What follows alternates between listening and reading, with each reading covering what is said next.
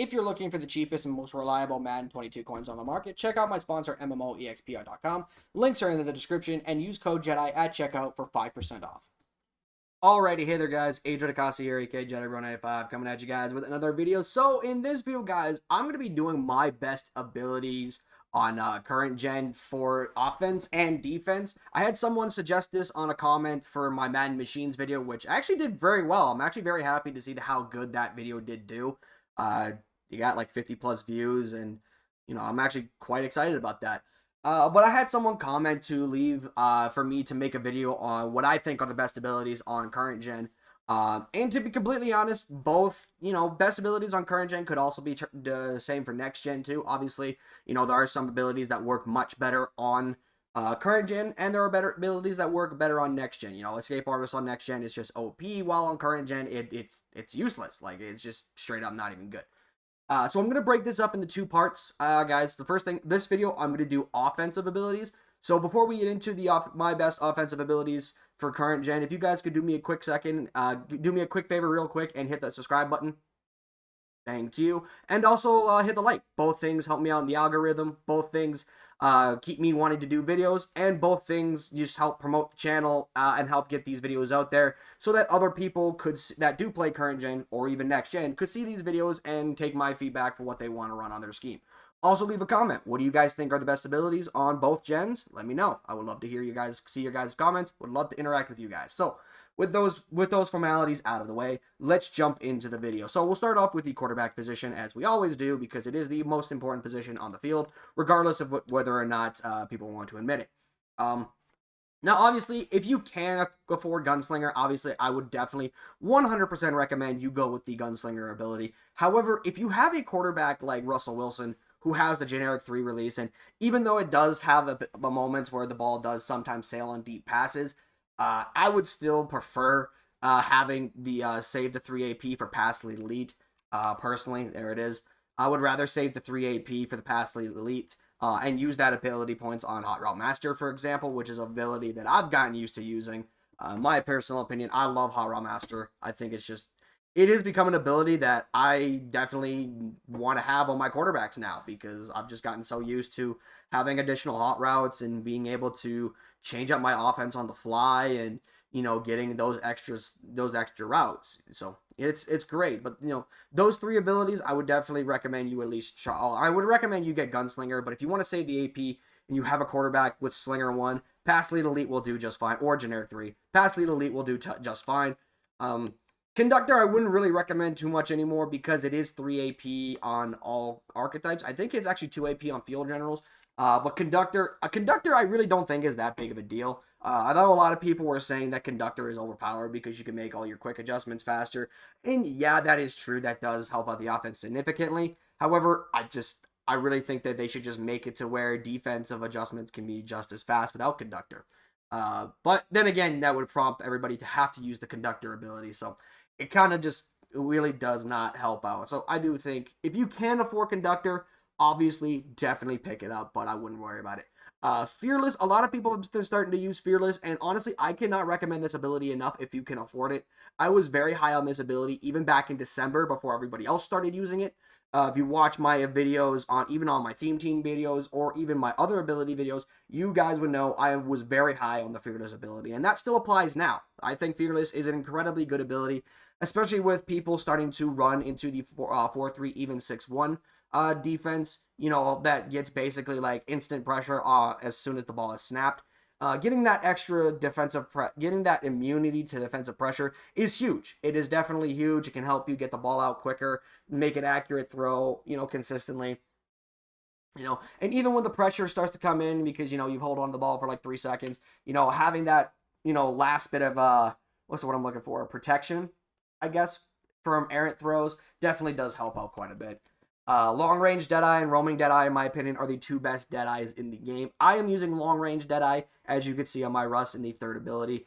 I am using long-range Deadeye because I just like the fact that it's versatile. You could do it in the pocket and on the run. It doesn't really matter where you put it. It works on both of those passes.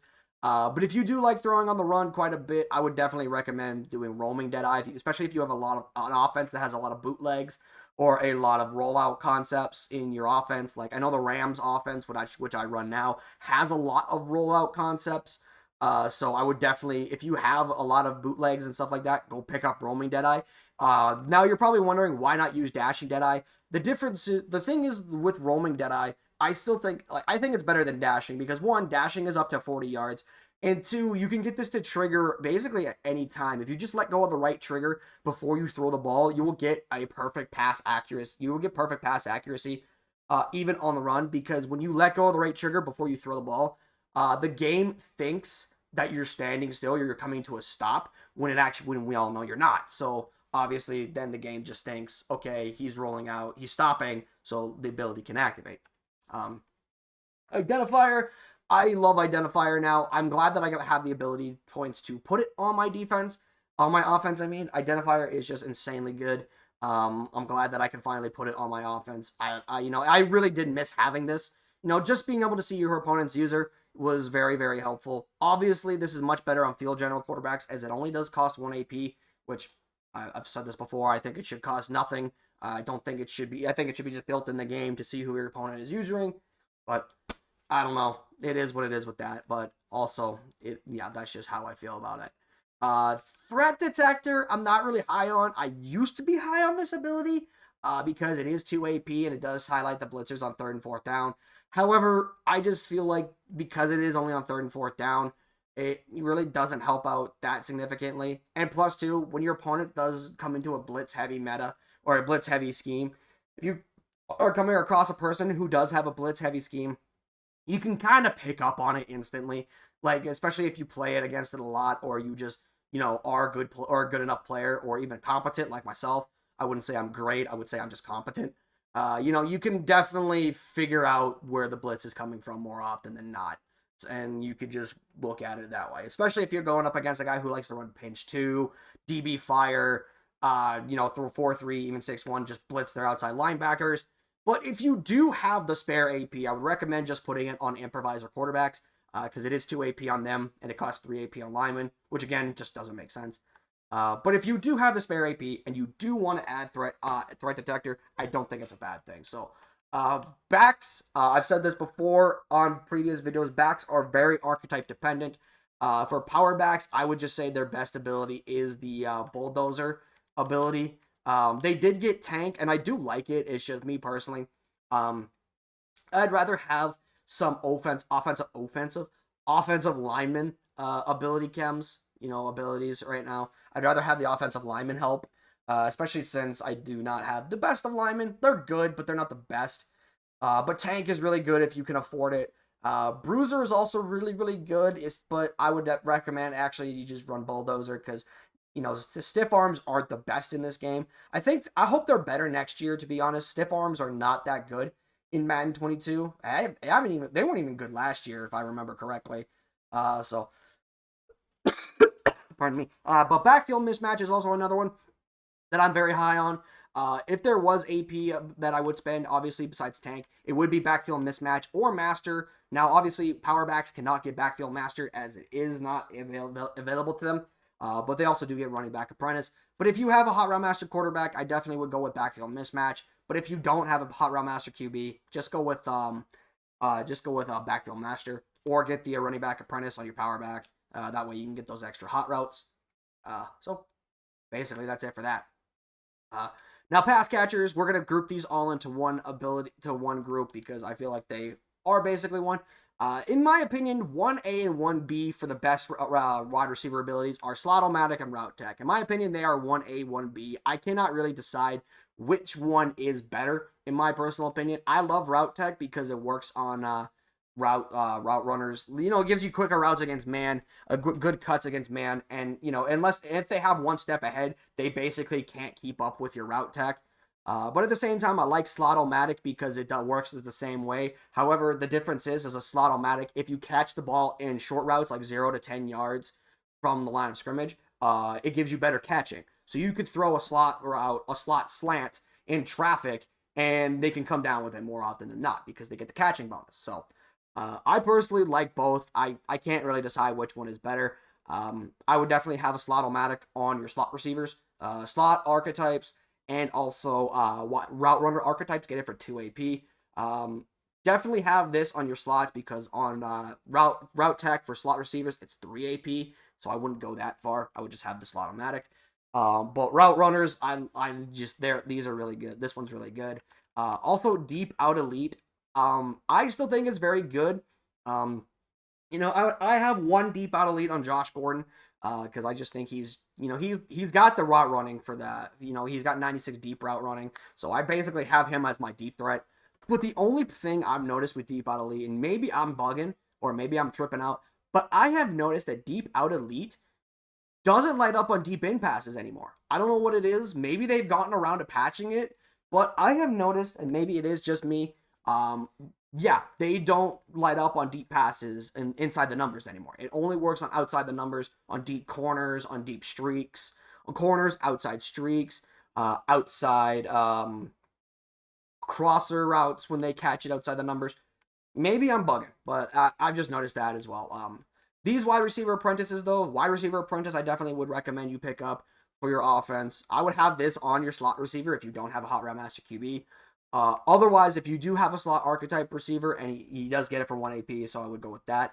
That's one of the reasons I had Golden Tate for a little while, is because he does have that hot route. He did get that outside slot apprentice for 1 AP.